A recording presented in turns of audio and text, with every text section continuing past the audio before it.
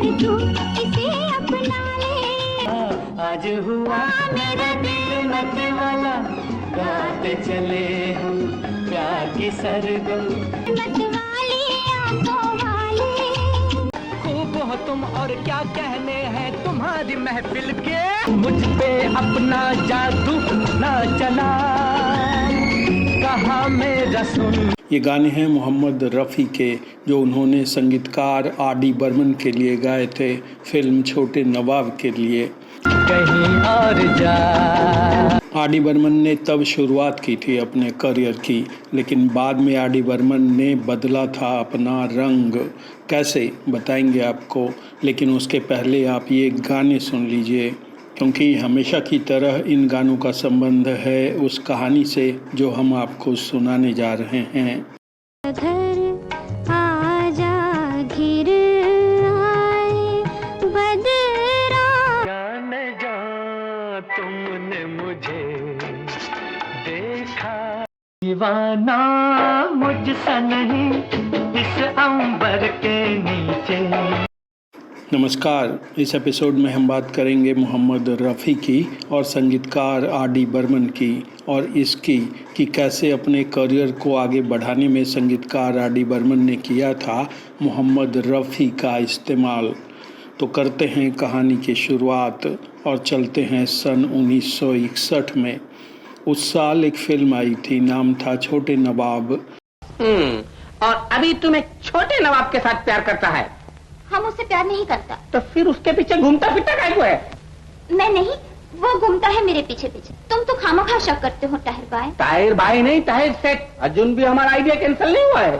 तो फिर छोड़ो ये बातें, मैं तुम्ही से प्यार करती हूँ, तुम्हारे सिवा किसी से नहीं। इसमें थे अमीता और महमूद। जब ये फिल्म आई थी तो उस समय बतौर संगीतकार आर.डी. बर्मन को बहुत लोग नहीं जानते थे। उन्हें थोड़े बहुत लोग भी जानते थे, तो वो इसलिए क्योंकि वो संगीतकार एस.डी. बर्मन के बेटे थे। अब चलते हैं 1961 से 22 साल आगे, 1983 में। संगीतकार आर.डी. बर्मन ने 1983 में एक पत्रकार को बताया था कि जब फिल्म छोटे नवाब उन्हें मिली थी तो वो बहुत खुश हुए थे। वो चाहते थे कि उनकी फिल्म में लता मंगेशकर गाएं, क्योंकि उस ज़माने में किसी संगीतकार का पहला गाना यदि लता मंगेशकर ने गा दिया तो समझा जाता था कि संगीतकार ने लड़ाई जीत ली है। उस समय लता मंगेशकर आर.डी. बर्मन के पिता संगीतकार एस.डी. बर्मन से नाराज़ चल रही थी।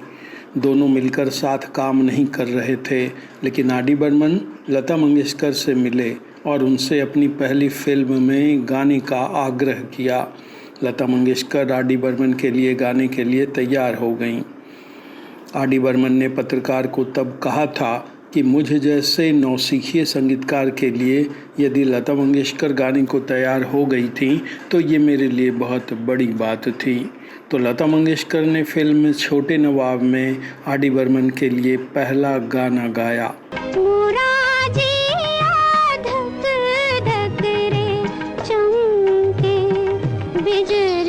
आर.डी. बर्मन ने छोटे नवाब में मोहम्मद रफ़ी को भी लिया था। मोहम्मद रफ़ी नंबर 1 सिंगर थे। मोहम्मद रफ़ी ने लता मंगेशकर के साथ मिलकर 3 बेहद खूबसूरत गाने गाए थे। मैं तेरी दुनिया में अजनबी, हो सके तो खुद को ही पहचान तुम। पत्थर दिल तुम क्या जानो। आज हुआ मेरा दिल मत वाला, वो दिल मत वाला।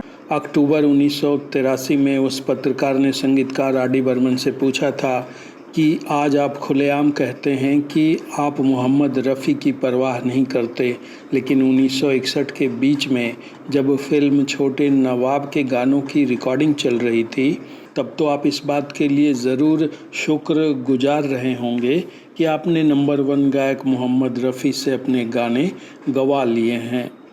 इस पर आर.डी. बर्मन ने कहा कि ये ठीक बात है कि मोहम्मद रफ़ी नंबर 1 सिंगर थे, लेकिन मैंने भी उस समय जितना संभव था उतनी बार उनके साथ रिहर्सल की थी। वो भी इसलिए क्योंकि मैं दादा बर्मन को बताना चाहता था कि मैं मोहम्मद रफ़ी के साथ इतना ही आगे जा सकता हूँ, इसके आगे नहीं। आपने जो उन्हें सिखाया है उसमें उनसे थोड़ा भी बदलाव करवा पाना मुश्किल है।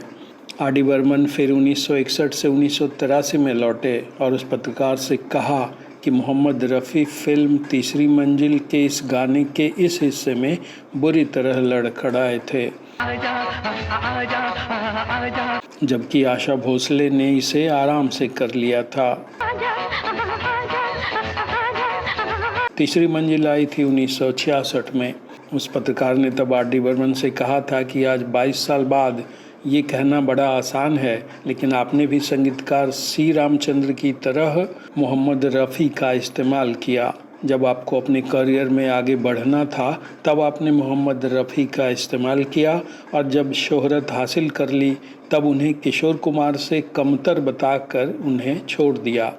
उस पत्रकार ने आर.डी. बर्मन से फिर पूछा था कि क्या ये इसलिए नहीं हुआ कि आपने कभी मोहम्मद रफ़ी के साथ वो धैर्य नहीं दिखाया जो संगीतकार ओ.पी. नैयर ने आशा भोसले के साथ दिखाया था, जबकि मोहम्मद रफ़ी ने आपकी फिल्म तीसरी मंजिल में कितना खूबसूरत गाया था। चलना यूं ही आंखें नीचे, दीवाना मुझसे नहीं, जाने मन जाने जा तुमने मुझे। कहा जाता है कि पत्रकार की इस बात से आर.डी. बर्मन सहमत नहीं दिखे थे और कहा था कि मैं ही जानता हूँ मैंने मोहम्मद रफ़ी से ये गाने कैसे गवाए थे। ये कहानी आपको अच्छी लगी हो तो आप इसे लाइक करें, शेयर करें और चैनल को सब्सक्राइब करें। अगले एपिसोड में आपसे किसी नई कहानी को लेकर फिर होगी मुलाकात। तब तक के लिए हमें आज्ञा दीजिए। नमस्कार।